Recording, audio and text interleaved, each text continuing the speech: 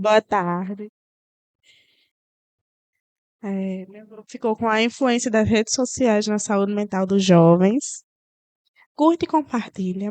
Bloqueia seguidores. Segue de volta. Silencia. Produz conteúdo digital para uma, duas ou mais plataformas online. Vive online, mas o movimento da vida real é diferente. A dinâmica das redes sociais segue uma regra previsível. Nem tudo que está sendo postado condiz com a realidade. Como as redes sociais influenciam na saúde mental dos jovens. Antes de começar a falar, eu vou ler algumas falas de especialistas sobre o assunto. Segundo Elaine Pires, psicóloga clínica, por meio da mídia, há uma pressão sobre como se vestir, falar, se comportar, beber e comer. E ela conclui: as redes sociais podem se tornar um ambiente completamente tóxico. Paula Ganzella, psicóloga comportamental infantil, afirma que as redes sociais têm um impacto muito grande nas atitudes dos jovens brasileiros, tornando-os mais insatisfeitos e ansiosos. A pressão social exacerbada é um principal fator que contribui para esse fenômeno perturbador.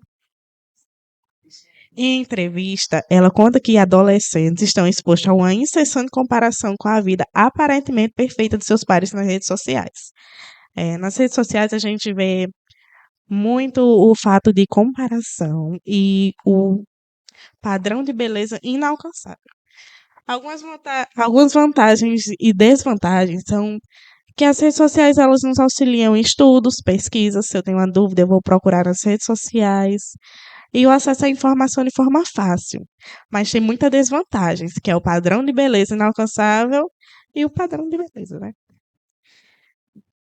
A gente vê que a maioria dos blogueiros postam seu dia a dia, postam coisas que ganham, coisas novas, que muitas vezes não condiz com a realidade.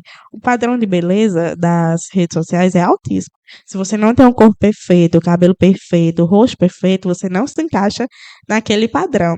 E existe uma pressão para você se adequar àquele padrão, né? E além da comparação, que nos comentários a gente vê as pessoas se comparando. Ah, se eu tivesse esse cabelo perfeito, se eu tivesse esse corpo perfeito. E o cyberbullying, que nos vídeos, nos comentários, é, a gente vê muitas pessoas falando do rosto, do corpo, até do olhar daquela pessoa, que é muito frequente. Como resultado, muitos deles experimentam o sentimento de inadequação, afetando a autoimagem, a autoestima e levando a considerar medidas extremas, como tentar tirar contra a própria vida. Expor sua vida é criar uma liberdade para as pessoas falarem o que pensam sobre você e sobre sua vida pessoal. Saber lidar com isso é a questão principal. O psiquiatra do corpo clínico do Hospital Israelita Albert Einstein, Felipe Benato de Silo, confirma que é comum os jovens se compararem nas redes sociais. A rede social é uma grande vitrine e o que ela vende é o mundo perfeito. As pessoas que estão olhando enxergam as redes sociais e pensam que a vida dela não é boa o suficiente. Jovens, eles são muito vulneráveis a comentários e outras coisas que são faladas contra a gente nas redes sociais. E eles podem utilizar isso como uma autodestruição. Ah, eu não me encaixo nisso, eu não me encaixo no padrão de beleza. Eu tenho que me encaixar naquele grupo. Isso faz muito mal à saúde mental dos jovens.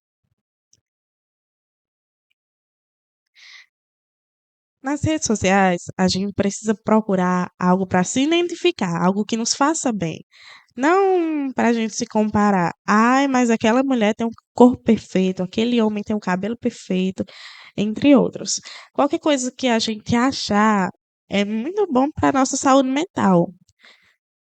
O importante é se sentir bem com a gente mesmo, não se comparar com a vida dos outros.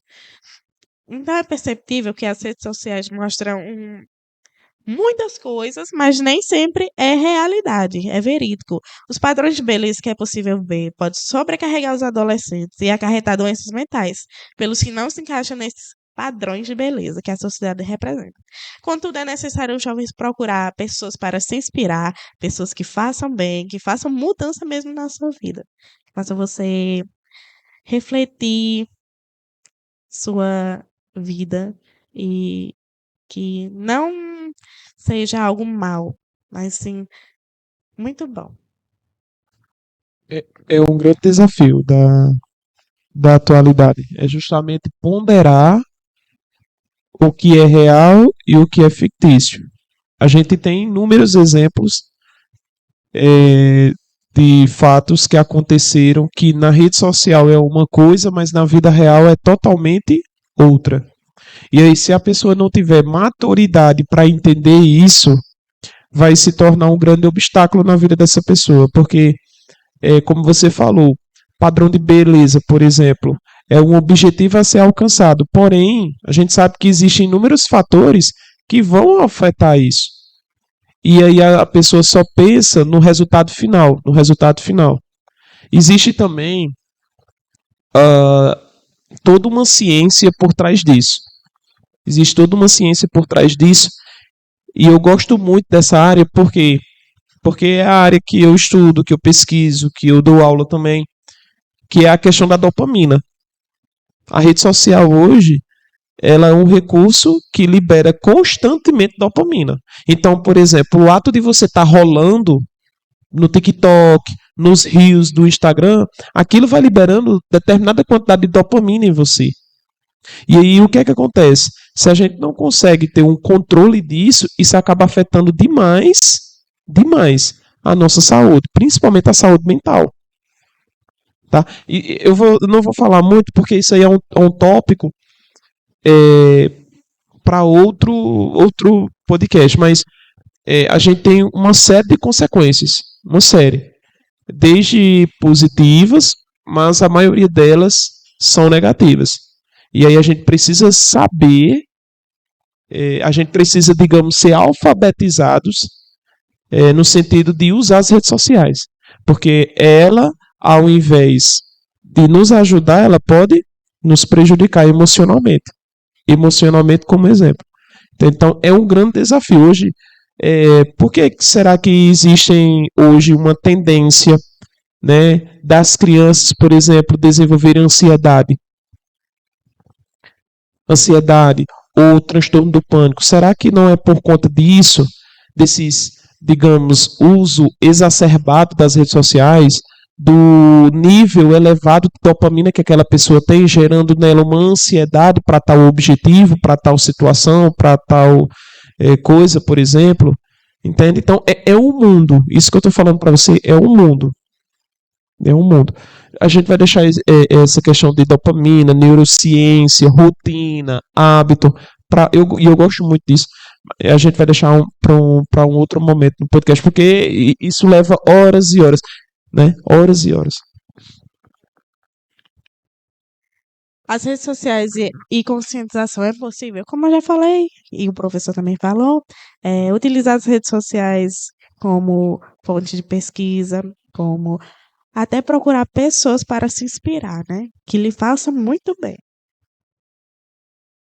E um recado: a vida é muito curta para viver dentro dos quadrados do feed e movida por likes. Muito bem, filho. Muito bem. Parabéns, uma salva de palmas, minha gente.